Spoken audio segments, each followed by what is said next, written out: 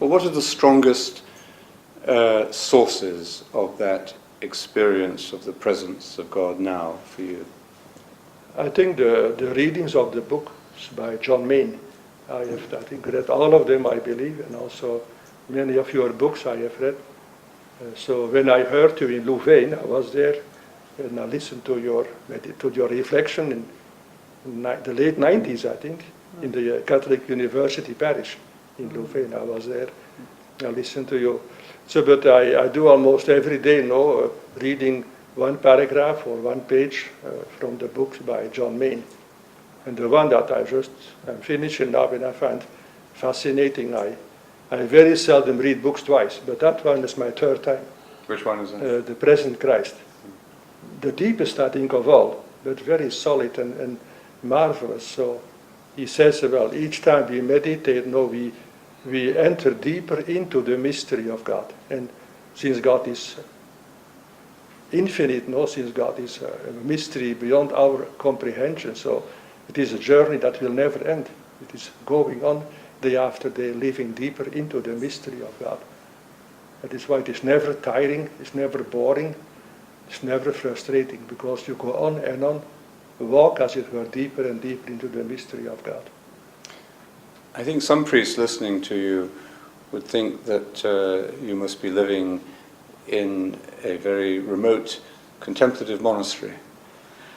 But in fact, you have a very full, busy, active ministry as well. Could you describe your ministry, how that has developed?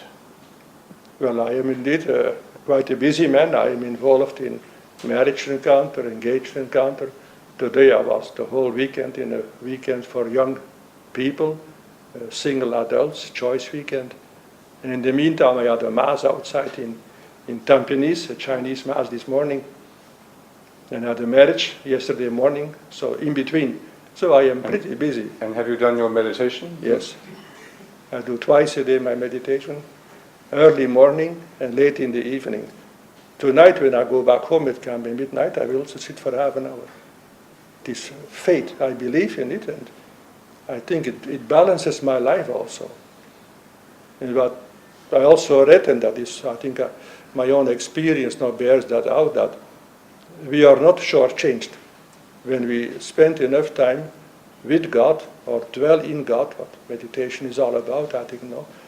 Well, we need less hours of sleep. And I feel energized, and it is not frustrating, and it is a matter of faith and a matter of, I think it restores a balance in our life. So though very busy I am with many things, but it restores a balance, no? And it is indeed what, I always like that text of Jesus in the Gospel of St. Luke, to love God with heart, mind, soul, and body. And of course, just intellectualizing or preparing homilies, they are very important, but I think during meditation I should not prepare my homily. Just focus on the presence of God and repeat my Maranatha, my mantra. Even though I may have temptations, I get a great idea, I better write it down for my homily tomorrow. I must resist that temptation. And I get more out of it if after I sit down on my desk and I do my preparation of my homily, I need not worry, it comes. So that is a matter of faith, I think. And the word, I think, that is so important is discipline. Make time for God. And at times, although some people laugh and some people maybe do not like me saying that to them, but when they say, Father, no, I cannot find time for God, I say, you are a liar. And they don't like that. Because it's not a matter of finding time, you must make time. And if you make time for God, I think the rest of your daily schedule will fall into the right place. Do not worry about that. But it is a matter, if it is important for you, make time for God. And the rest will fall into the right place. What about the other aspects of prayer, the other forms of prayer? How has your meditation influenced those, or how does it mix with those? Well, I discovered that, well, thanks to this meditation, well, that is the way I would explain it, but that the Bible comes alive. I seem to enjoy much more the Bible and many things as a priest now for 44 years. I made my first vows in 1959, this 49 years ago. So I read many parts of the Bible many times already, for homilies, for retreats. I've given many retreats in this part of the world and recollections, but many Bible texts that I had ever read and enjoyed now seem to have always a deeper dimension now. So it enriches, I would say, whatever I do, my sermons, my contact with people. And very spontaneously and very naturally, I would say, I can talk with people about spiritual life. Last night I was just that choice week, and there was a young lady next to me, and in no time I was talking about her prayer life. And then after a while, well, she said, well, I pray a little bit, yeah. I said, what about meditating? Oh, and then I wrote her a text, know how to meditate, so right away gave her a copy of my text. I said, well, read that and see whether it helps you. Because I think there is a tremendous hunger among many young people, but they do not know how to go about it. And a lot of priests, I think, would not be approached by their parishioners on the subject of prayer, on their inner life, and a lot of priests wouldn't feel comfortable in advising people about their prayer. I agree with you. I agree with you, and well, we cannot be judgmental, and every priest must take responsibility of his own prayer life.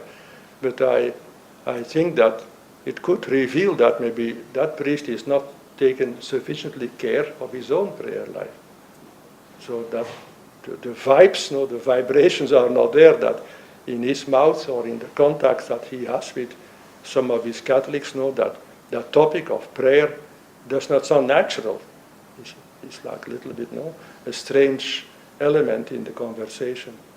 So I think when I do my best to remain faithful to my own journey of daily meditation, I think very spontaneously, naturally, in many contacts, I can talk about that, and nobody seems to be shocked or scandalized or find me sermonizing or lecturing them. Because you're sharing, simply sharing that your, it works your for own, me, yes. Yeah.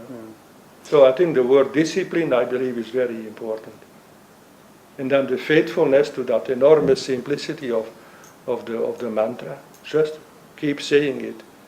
And that is what I like, where God, I think, is very fair.